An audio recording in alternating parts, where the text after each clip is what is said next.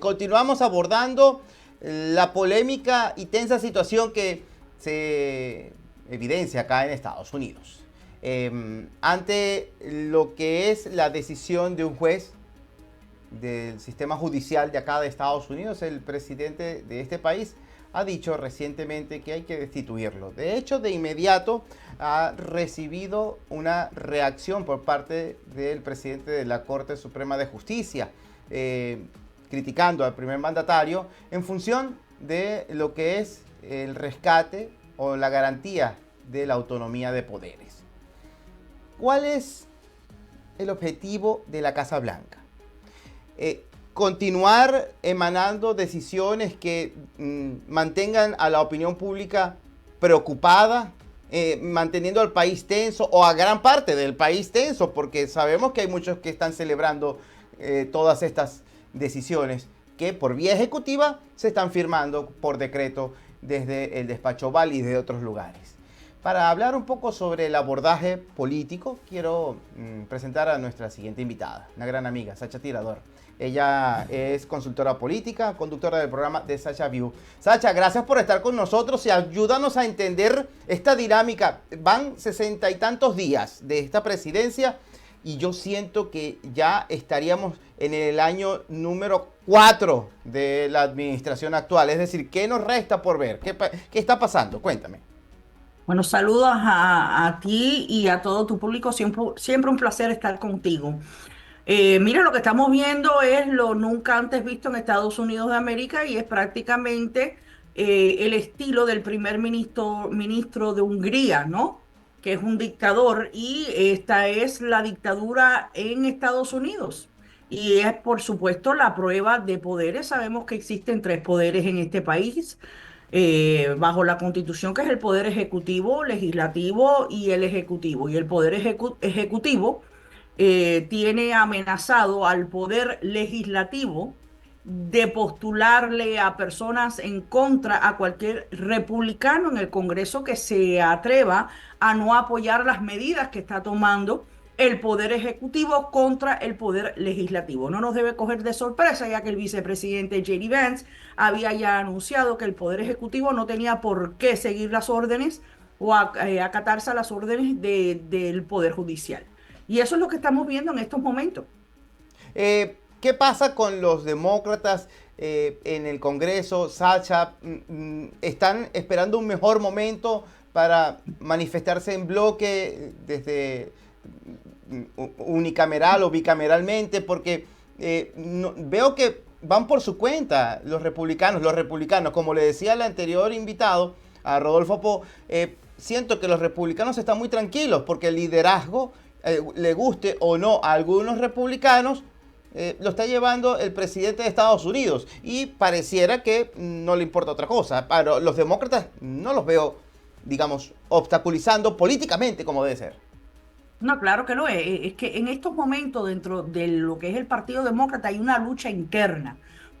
Lucha interna entre los oficiales electos y los líderes del Partido Demócrata que piensan que se debe de actuar de una manera mucho más frontal contra lo que es la dictadura de Donald Trump. Y entonces están los demócratas como el presidente de la minoría en el Senado, Chuck Schumer, que acaba él junto a otros 8 senadores, no cuento al independiente, porque el independiente no tiene por qué hacer filas con los demócratas, ¿no? Aunque siempre vota con los demócratas, pero con otros 8 senadores regalarle básicamente a lo que es Donald Trump y a Elon Musk eh, el poder para poder hacer en este último presupuesto lo que le dé la gana con los recortes para Medicare, Medicaid, Social Security. Y básicamente el Partido Demócrata en estos momentos tiene una lucha interna. ¿Cuándo se va a resolver esa lucha y qué lado va a ganar? Es lo que está por ver. Ahora, pero mientras tanto, el pueblo estadounidense está expectante. ¿Qué es lo que en estos momentos, a tu consideración, le puede generar mayor inquietud, preocupación o celebración? Porque sabemos que hay quienes están celebrando muchas decisiones. Por ejemplo, el hecho de que cuando el presidente Trump publica algo en las redes sociales, las loas son innumerables. Es decir, hay quienes de verdad consideran que debe seguir ejerciendo el poder de esta manera. No, claro, igual tenía su público Hitler, igual tenía su público Chávez, Fidel Castro, Maduro. Todos los dictadores tienen su público, lamentablemente, solos no llegan. Los dictadores no llegan ni de izquierda ni de derecha, sin apoyo, lamentablemente, de un pueblo desinformado en parte y otra parte de ese público que apoya a dictadores son simplemente personas que no están mentalmente estables. O sea, básicamente lo que está sucediendo en Estados Unidos de América en estos momentos es una dictadura y vamos a ver hasta qué punto puede el dictador que está en el poder, y hay personas que me dicen, ¿por qué le llamas dictador si fue electo democráticamente? Bueno, es que han habido personas que se han convertido en dictadores en el poder históricamente que también fueron elegidos democráticamente. Así que las elecciones y que haya sido elegido democráticamente no quita de que sea un dictador. Vamos a ver hasta dónde le permiten las autoridades de las otras dos ramas eh, empujar la democracia y arrastrar las libertades de los estadounidenses. Eh, Sacha, hemos visto cómo se enfila desde el primer momento también el primer mandatario en contra de la crítica de la prensa.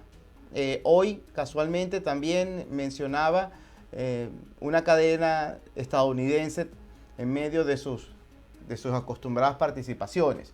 Hemos visto cómo también la secretaria de prensa conversa de una manera tan agresiva en algunos instantes con representantes de los medios de comunicación social. Esta nueva manera de hacer política de una manera tan regular o repetida hace que se normalice.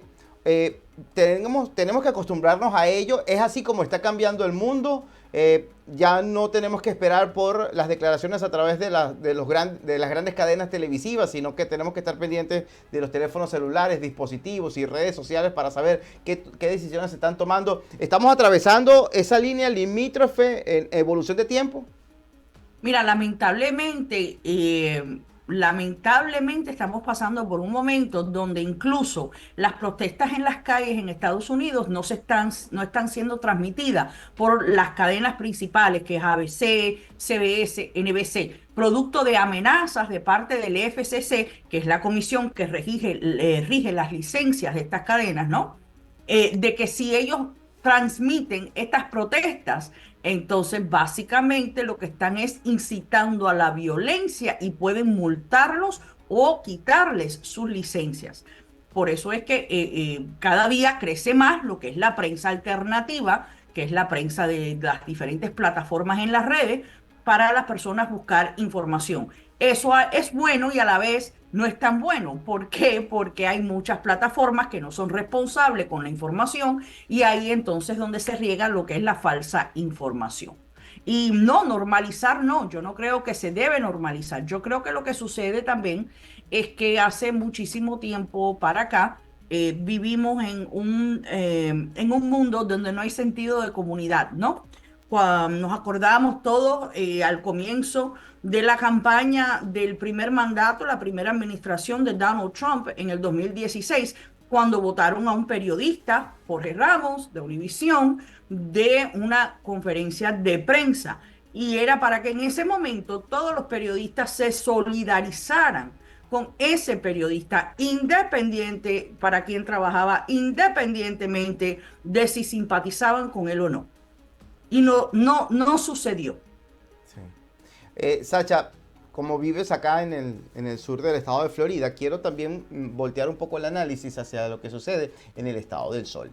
Hay otras loas que se generan desde la gobernación. No solamente por parte de los republicanos, que tienen una supermayoría desde hace bastante tiempo en la legislatura, pero el gobernador insiste. Yo trato de verlo en sus discursos por completo. Y no hay desperdicio entre digamos, frases en 5 minutos, vuelve a repetir como lo dice nuestro presidente Donald Trump, pero pareciera que por mucho que lo menciona todavía no llega a agradarle. Él está intentando, Ron DeSantis, que su esposa sea la próxima gobernadora, pero pareciera que el nominado para la gobernación va a ser otro, de acuerdo a lo que ha sugerido Donald Trump. Bueno, eso está por ver, porque vamos a ver dónde está el país de aquí a que sean esas elecciones. Usted sabe que esto cambia a diario. Lo que sí es cierto lo que yo digo de que Donald Trump es un dictador. Bueno, ese dictador fue traicionado precisamente por alguien que no fuera gobernador del estado de la Florida si no fuera por Trump. Porque en esas primarias nadie conocía el nombre de Ron DeSantis hasta que Donald Trump no vino y dijo a través de un tweet que él apoyaba para gobernador de la Florida en la primaria republicana a Ron DeSantis. Y ahí todo el mundo se enteró quién era y las personas votaron por él por el apoyo de Donald Trump. Y lo que hizo el gobernador Ron DeSantis es virarse y traicionar a la persona que lo hizo gobernador. Y Donald Trump no perdona, y dudo mucho que le perdone eso. Es que independientemente de quién sea, esa traición en política no se debe de perdonar. Así que no creo que le va a ir bien a la esposa de Ron DeSantis en esa contienda. No porque no sea buena candidata, independientemente que yo discrepo completamente de sus posiciones políticas, pero ella es mejor candidata que el propio gobernador, ¿no?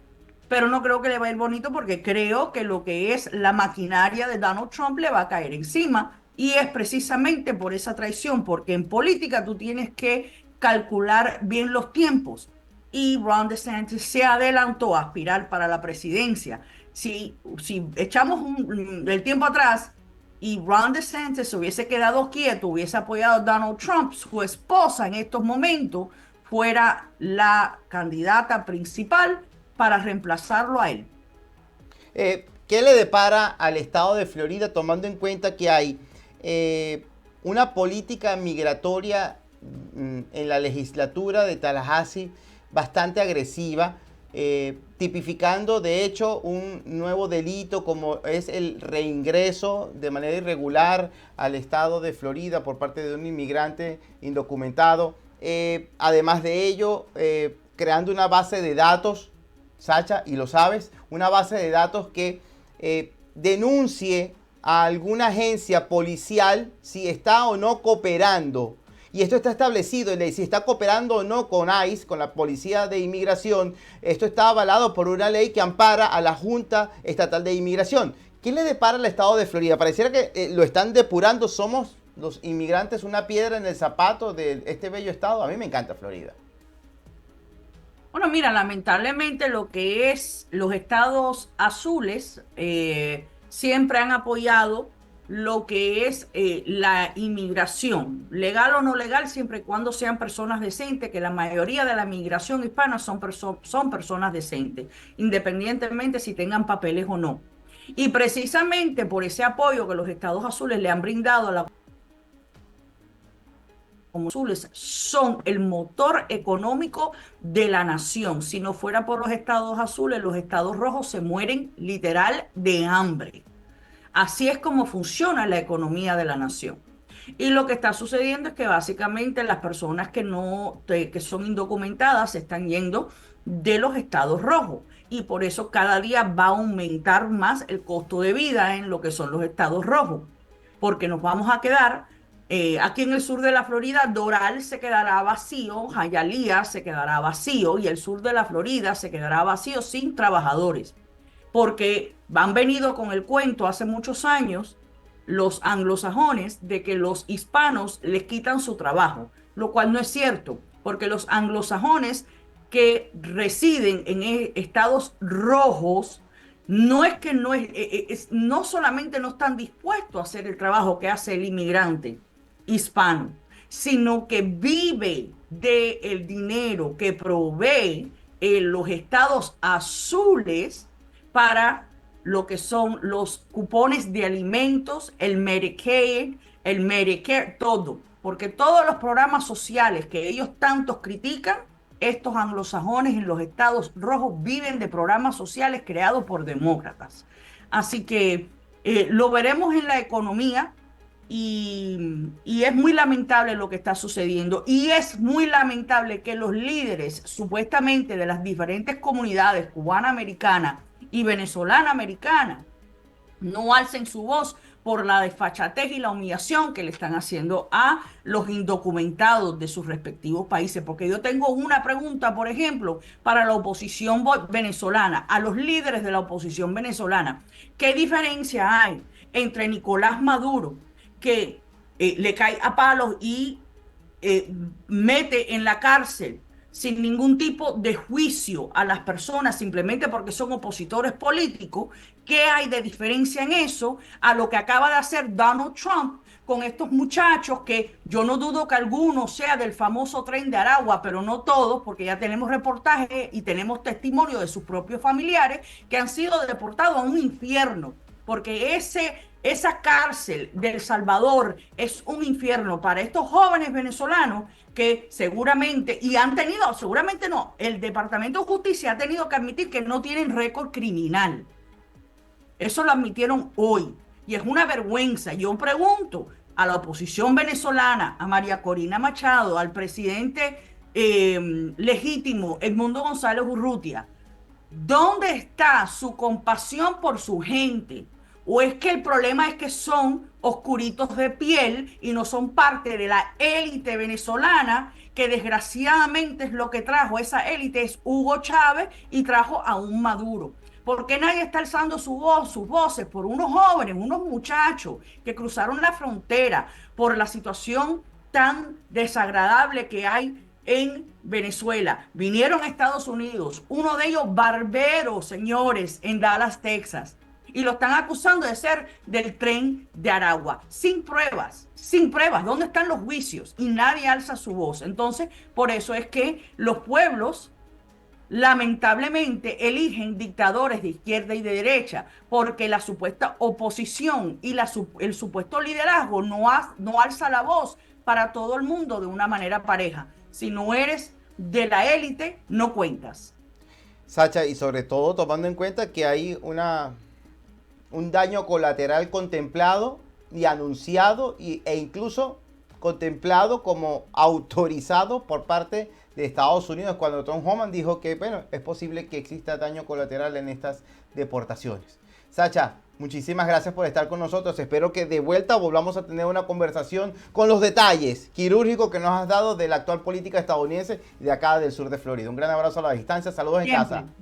Cómo no, un abrazo, un placer. Seguro que sí. Conversábamos con Sacha Tirador. Ella es estratega política y también conduce un programa a través de YouTube y se llama The Sacha View. Le invito a todos ustedes que se suscriban, además de nuestro canal, al canal de Sacha View, porque allí hay un debate intenso donde se dicen las cosas como deben ser, políticamente correctas, pero conocen de cerca lo que es el testimonio de lo que está pasando acá en la política estadounidense y en la política de Miami. A mí me encanta ver a Sacha Tirador. Hoy la tuvimos.